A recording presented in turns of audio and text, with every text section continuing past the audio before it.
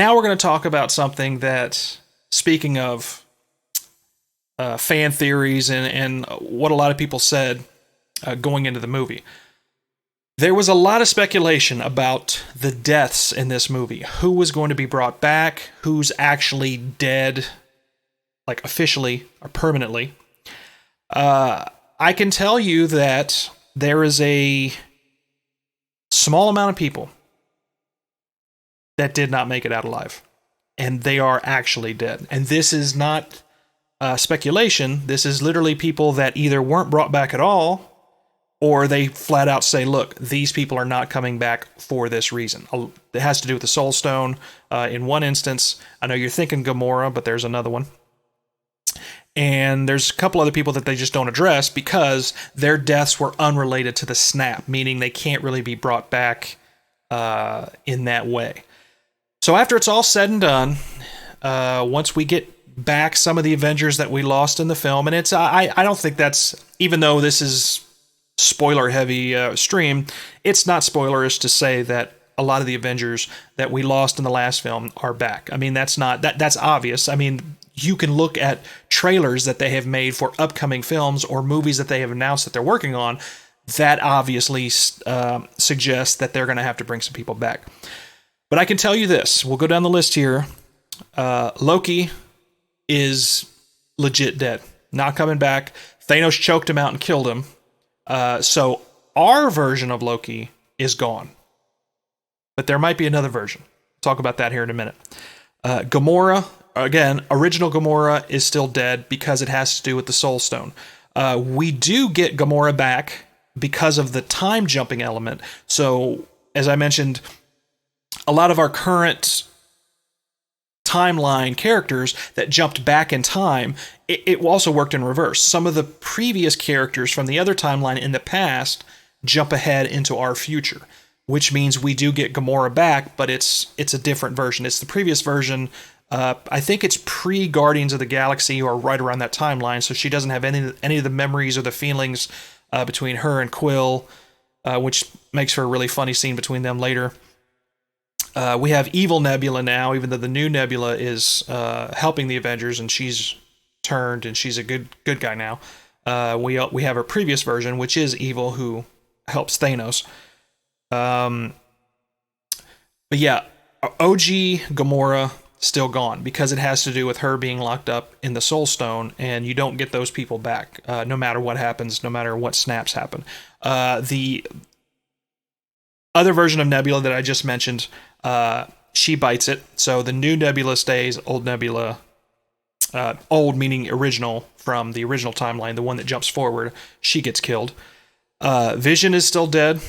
Scarlet Witch even kind of mentions that because she has a little, when she's brought back later on and has a second face-off with Thanos, she pretty much references the fact that, you know, he took everything away from her. And my wife even leaned over to me in the movie and said, you know, so can Vision come back now? And I had to think about it because I'm like, well, really, there's no reason he couldn't. But I forgot that we're actually 5 years, by that point in the film, we're 5 years ahead in the timeline in the future, post Infinity War events. And if you remember, Thanos just rips the Mind Stone right out of his skull, and being that he's mostly cybernetic, that just, whatever was Vision in that, wrapped up in that, was destroyed. So there's really no way to bring him back. Now, we were talking about the Soul Stone. And the reason why Gamora can't come back is because she's locked up with the original snap from the first film. Any of the soul people, the people that are killed as a result, that are sacrificed as a result of getting the Soul Stone, can't come back. So that's OG Gamora. Well, you have to remember, they go back in time to acquire the Soul Stones. It is Hawkeye and Black Widow who are tasked. Their mission is to get the Soul Stone in the secondary timeline. They have to get the second version. The problem is, it's the same setup as before. They meet up with Red Skull again on the planet where Thanos went and sacrificed Gamora. It's the same problem as before. The gods or the protectors of the Soul Stone require a sacrifice. And there's this really funny scene where they both go back and forth fighting and arguing over who's going to sacrifice themselves in order to get the stone, because Clint is kind of off the rails because of his family disappearing in the snap, which you see at the beginning of the film. He's completely went off the deep end. He's just started killing. He's basically turned into Batman. He started a vigilante killing any criminals that he can find, and he's traveling the world doing that. So he has no family, he has no wife, no kids. He's just basically turning into this killing machine, and he essentially wants to die. He wants to sacrifice himself. The problem is, Natasha feels the exact same way. She hasn't been able to really keep herself together. She doesn't know what to do. It's 5 years later. She doesn't know how to cope with their situation. She doesn't have anything. She doesn't have any family, doesn't have any friends. She's basically just the ones that are left. She's not really, as far as she's concerned, her only goal is to undo things. And if her sacrifice can do that, then she wants to do it. So they have this back and forth, and it's actually this really emotional scene where Clint finally, they kind of roll around, they go back and forth. Clint finally gets himself over the mountain, and he's falling. Problem is, here comes Natasha again, boom, grabs him, attaches herself to this wire, she kind of shoots it up, so that you have this scene where Clint is hanging from the cliff, and now he has Natasha, and he's trying to hold on to her. He's desperately trying to save her. He knows he can't. She essentially talks him into it, but she basically is telling him, look, let me go. It's okay. She does kind of this like backflip thing where he can't hold her. And so she finally wiggles away and sacrifices herself. And she's actually the one that is able to acquire the Soul Stone for Hawkeye. He does the same thing that Thanos did. He wakes up in the pool, he looks down in his hand, he opens it, and there's the Soul Stone. So she legit, unfortunately, is not coming back.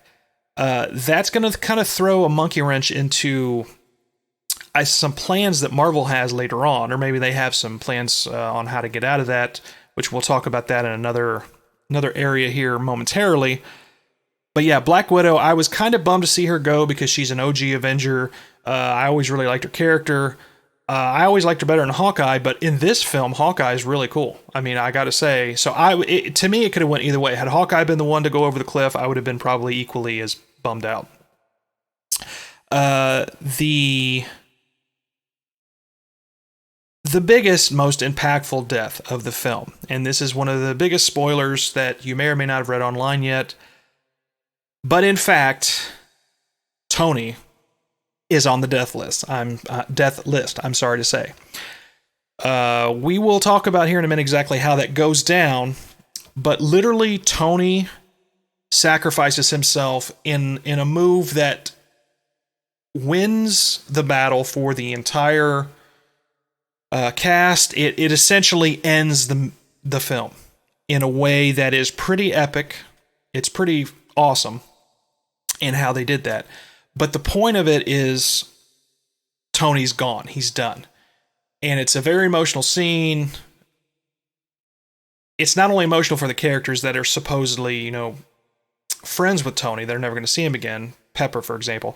I was kind of emotional myself as a fan because, you got to remember, this was, the guy that kind of took us on the ride for these, through these films from the start. So yeah, that kind of bummed me out that he didn't make it, especially the fact that they set it up that he finally has everything he wanted. He has a wife, he's safe. He's back home. He didn't think he was going to make it. He gets back. He doesn't know that, he doesn't know if Pepper has been vanished by the Infinity Gauntlet in the last film. She's not. They finally have a kid together. He literally has everything he's ever wanted. And then by the end of the film, he's got to make the sacrifice. So of all the speculated deaths, there are about 5 or 6 that are legit characters that Marvel is essentially saying, look, we're pretty much done. We're pretty much done with these. Some of them, that's fine by me, because they can't really do much with them anyway, but for the most part, Tony, I'd say, is probably going to be the most impactful one. Now, there's one more character that I'll talk about here in a minute that actually he doesn't die necessarily, but his character is going to be done.